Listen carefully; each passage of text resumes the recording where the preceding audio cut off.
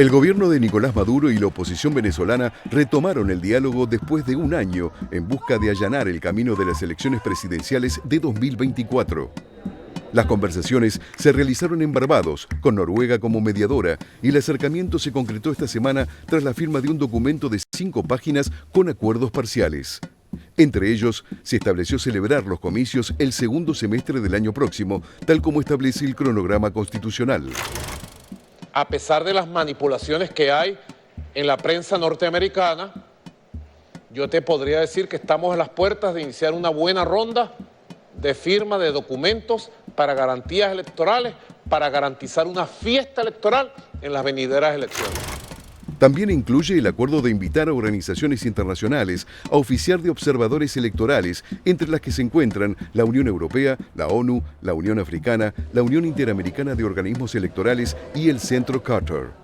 Además, el texto expresa el rechazo a cualquier forma de violencia en el ejercicio político, así como cualquier tipo de acciones que atenten contra la soberanía, la paz y la integridad territorial de Venezuela. Y que no puede participar. También dispone reconocer el derecho de cada actor político de seleccionar su candidato para las presidenciales de manera libre. Un acuerdo que incluye garantías para que los procesos de selección interna de nuestros candidatos se respeten. Y muy especialmente relevante la fecha de hoy ante el evento de primarias del próximo domingo 22 en Venezuela. 2.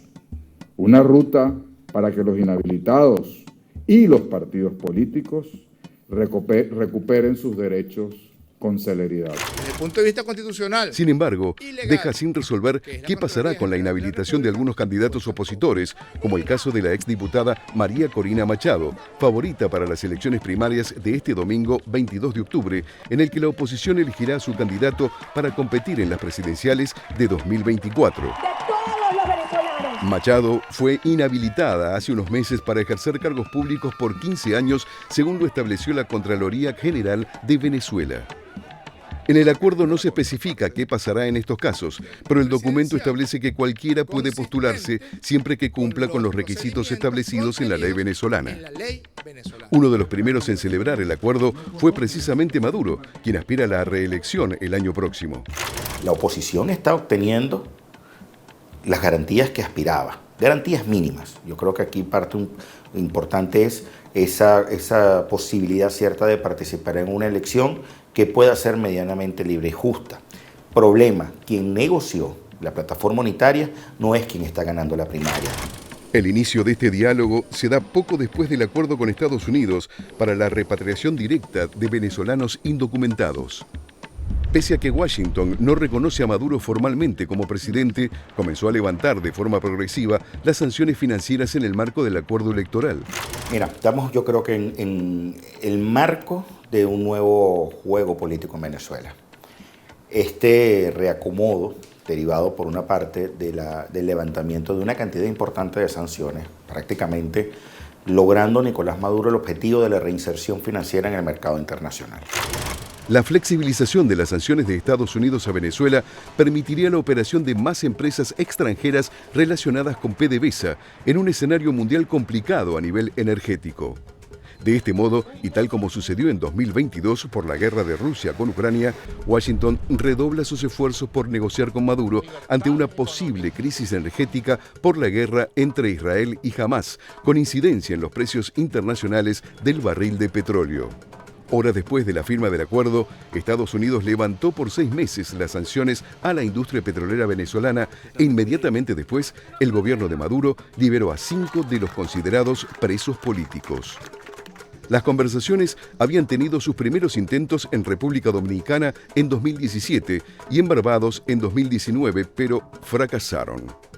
En agosto de 2021 volvieron a retomarse en México, pero 2 meses después fueron suspendidas tras la extradición a Estados Unidos del empresario Alex Saab, cercano a Maduro, acusado de lavado de activos. El diálogo se reanudó en noviembre de 2022, pero volvió a romperse rápidamente luego de que el gobierno de Maduro exigiera a Washington la devolución de $3.000 millones de fondos de Venezuela congelados en el exterior y administrados por Naciones Unidas. Este es precisamente uno de los temas sin resolver en este nuevo inicio de conversaciones. A los Estados Unidos de Norteamérica, yo les digo, hemos querido siempre y queremos relaciones de respeto en la diversidad. Pasemos la página, reconstruyamos una relación de respeto, de cooperación. En esta oportunidad, todos los involucrados se muestran esperanzados con llegar a buen puerto. Estados Unidos, sin embargo, le puso un plazo a Maduro. Antes de fines de noviembre, debe definir un cronograma electoral y rehabilitar a todos los candidatos. El proceso está en marcha.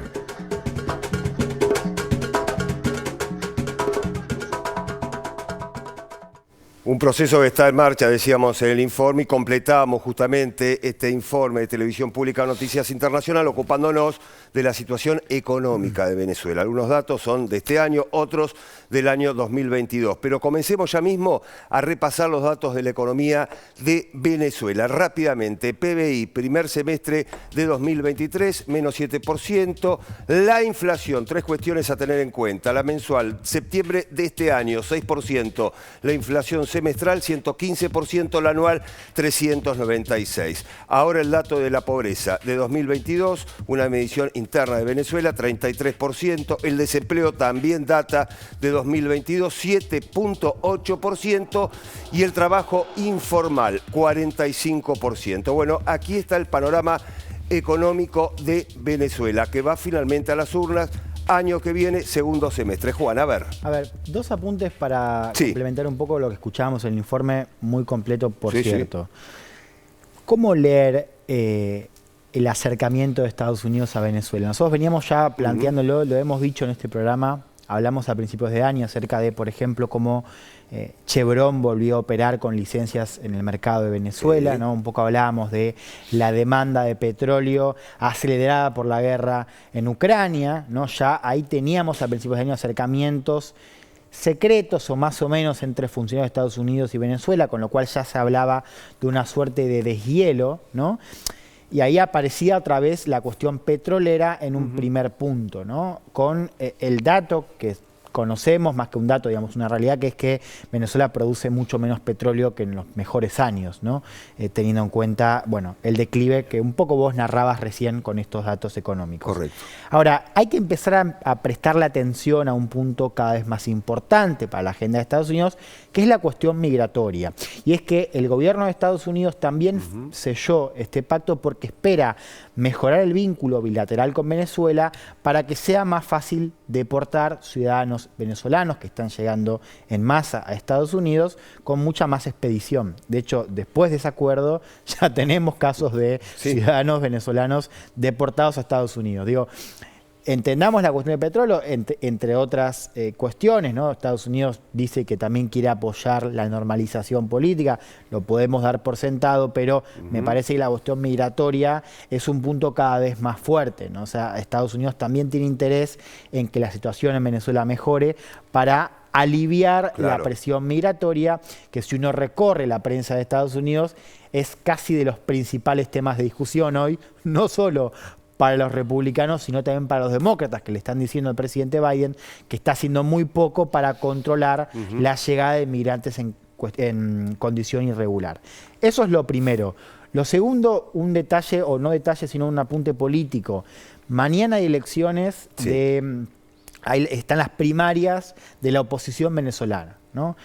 Una organización también muy sui generis, digamos, ¿no? Porque no es una primaria oficial, es decir, no se articula con el dinero estatal, pero sí me parece que va a ser una contienda importante para ver justamente cómo va la relación de fuerzas en la oposición y, más que nada, cómo le va a ir a María Corina Machado, que la escuchábamos en el informe, que es la gran favorita a quedarse con esa nominación.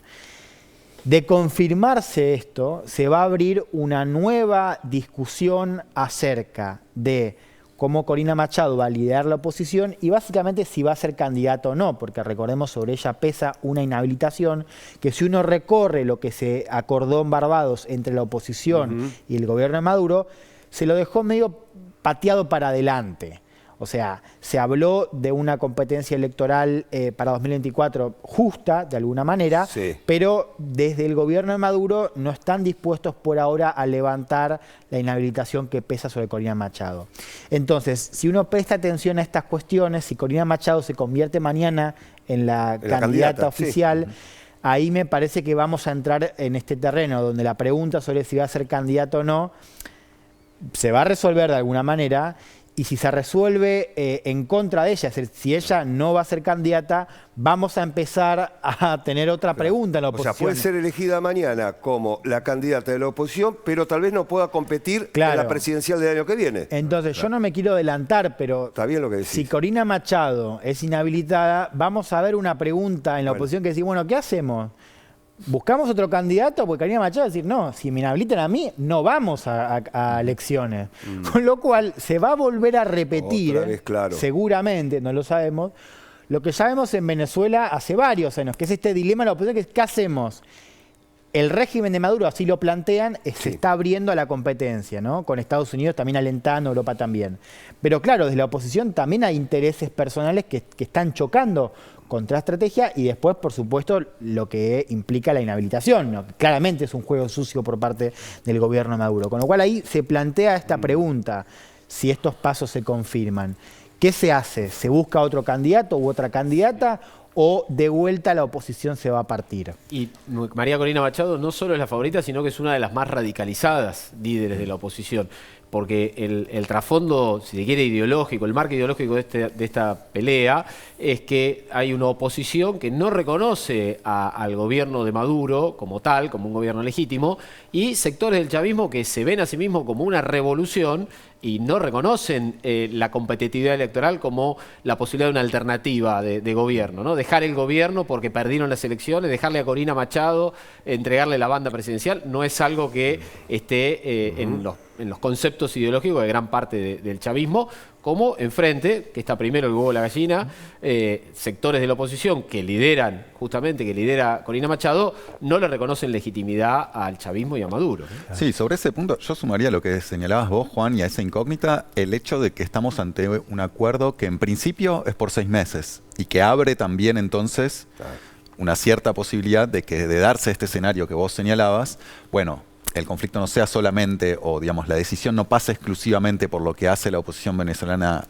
al interior de sí misma, sino también cómo juega en el marco de dinamitar o no estos acuerdos que son históricos y fundamentales, digamos, más allá del tema migratorio tan central que vos señalabas.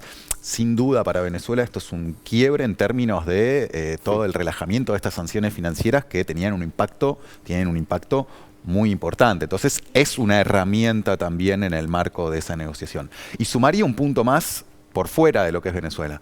¿Qué pasa para todo este tipo de acuerdos si el año que viene también hay elecciones en Estados Unidos? Claro. Digamos, ¿qué pasa si, como en principio podría suceder, quienes ganan las elecciones en los Estados Unidos son los republicanos, y qué pasa si además es Donald Trump? Digamos, eso también abre una serie de interrogantes que entran en este juego, ¿no? Bien, muy diferente sería el escenario a lo que es hoy, y luego de este acuerdo pensando justamente en esta elección presidencial en los Estados Unidos, transportándola al año que viene, que también son los comicios en Venezuela en el segundo semestre. Un tema que vamos a seguir analizando. Ahora